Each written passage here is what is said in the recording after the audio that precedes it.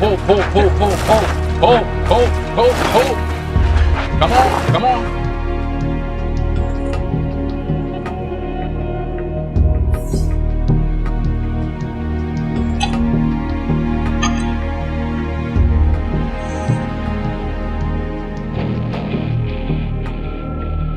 Gotta be who you are in this world, right?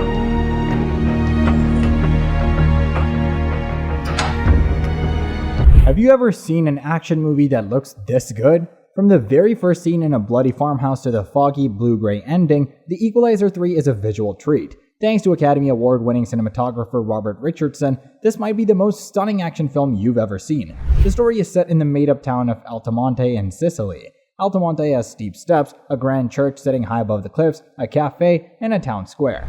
How did these locations play a part in the story? The mansions filled with old treasures, the fancy cars, and the sharp suits of the villains all have a kind of dangerous charm. There is a scene where the bad guys are scaring a couple. The way it's shot feels like a painting by Caravaggio. The focus is on a scared man in a wheelchair outside the room where the couple is being threatened. The scene alone makes the movie worth watching. 25 years after the original TV show ended, The Equalizer was rebooted as a movie trilogy starring Denzel Washington as McCall. In 2021, The Equalizer returned to television, and its fourth season finale is set to air on May 19, 2024. What's The Equalizer all about, anyway? Produced by Universal Television for CBS, The Equalizer aired on TV for 4 seasons and had 88 episodes from 1985 to 1989. 25 years later, The Equalizer got turned into a series of violent action movies. Anthony Fuqua directed them, and Sony Pictures produced them. The director of Training Day, Fuqua, teamed up with Denzel Washington again to give McCall a deeper, more thoughtful perspective as he gets older. McCall becomes less like James Bond and more of a mix between Dirty Harry and John Wick with a peaceful Buddhist philosophy. He often goes solo to take down Russian gangsters, Italian mobsters, and other bad guys who put innocent people in danger. Let's talk about how The Equalizer has changed over time. The movie trilogy came out between 2014 and 2023. Then, in 2021, a new version of the TV show started, with Queen Latifa playing the lead role of Robin McCall. Your character, Aunt Vi, finally looking for some love, taking care of herself. We're so used to her taking care of everybody else.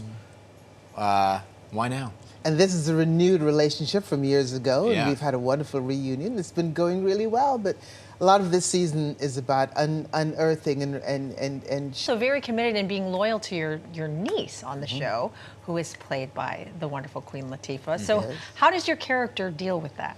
Well, it's really difficult because I've been lying to Trish. There are so many things that I can't tell her. Also in 2014, Michael Sloan started writing novels based on the series, giving a fresh take on the original TV show.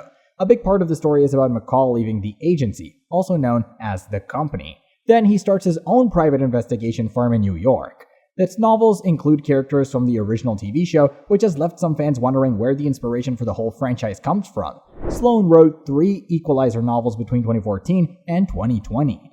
The Equalizer isn't based on a true story, and it didn't come from any existing novels. After Sloan and Lindheim came up with the idea for The Equalizer, Sloan wrote the books about 20 years after the original TV show was on air.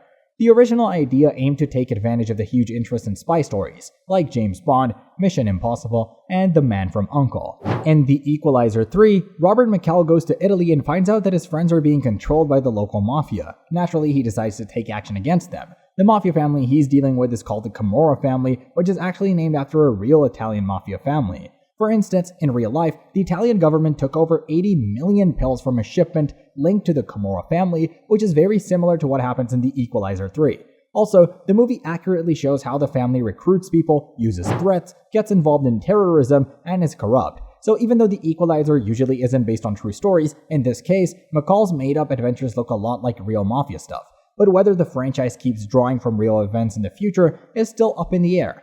Season 4 of the show is set to finish on CBS on May 19, 2024. In this latest season, we've seen McCall dealing with all sorts of challenges, like hit and runs, hostages in casinos, CIA stuff in Venezuela, and even poisoned agents from MSS. Even though The Equalizer isn't a true story, in the Season 4 finale, McCall saves Marcus played by Tori Kittles and Big Ben, played by Danny Johnson, from a nasty ambush. According to Marlowe, they're creating their own world here. Could there be a crossover down the line? That's not out of the question, but right now their focus is on building up this show and making it all about Robin McCall, with Queen really bringing it to life. We also feel like the movie franchise has a much darker tone. It's intense, it's violent in a really raw way. For the team, it was crucial to give this show a sense of warmth. Robin stands for all women trying to juggle their career, family, personal life, and everything else. That's why the team were happy to be with CBS, because it's a network that really understands this kind of show. It felt like a good match from the start, and the team says that they believe they can both exist in the same world, each doing their own thing comfortably. While The Equalizer isn't based on a true story, it's still a hit with fans of movies and TV shows. Sony is working on The Equalizer 4, but reportedly, Denzel Washington won't be back as Robert McCall for a fourth time. In The Equalizer 3, Denzel Washington's character, Robert McCall, finally finds some peace after a life filled with violence, but before that, he faces off against the Camorra, the Italian mafia led by Vincent Quaranta, who's causing trouble for the people of Altamonte, a small town. McCall ends up taking care of Vincent and the rest of the Camorra in his usual efficient way. At the same time, he kinda teams up with rookie CIA agent Emma Collins, played by Dakota Fanning. At the end of the movie, McCall and the folks in Altamonte are celebrating a soccer win. But there's a deleted scene that shows things could have gone a lot darker. Before The Equalizer 3 came out on home video, Vudu shared a deleted scene from the movie online. It happens right after the big climax, when McCall makes Vincent take some deadly synthetic drugs he'd been smuggling through Altamonte's ports. As McCall walks through the dark streets of Altamonte, a guy comes up to him with a gun. McCall just turns around and looks at him, and the guy drops his gun right away. Then McCall clicks his stopwatch like he always does, and the screen goes black. Fans of the Equalizer movies know that after McCall clicks his stopwatch, things get usually intense and violent pretty quickly, so it's likely that the mugger wouldn't have had a chance to change his mind. But there's more to it than just that. Turns out the same guy who pulled the gun on McCall is one of the new recruits for the Camorra. He got roped into it by Vincent's brother Marco. Unlike the other guys, he seemed a bit hesitant about messing with the people of Altamonte.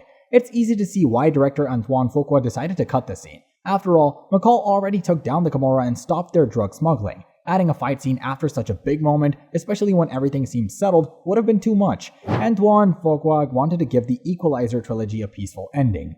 At a screening of The Equalizer 3 hosted by Collider, Fuqua shared that he changed the ending to give McCall a peaceful conclusion. He said, "It kind of comes to me sometimes in the middle of the night. I'm like, but we had a whole different ending. And I thought, this is about a celebration of the people, of the place."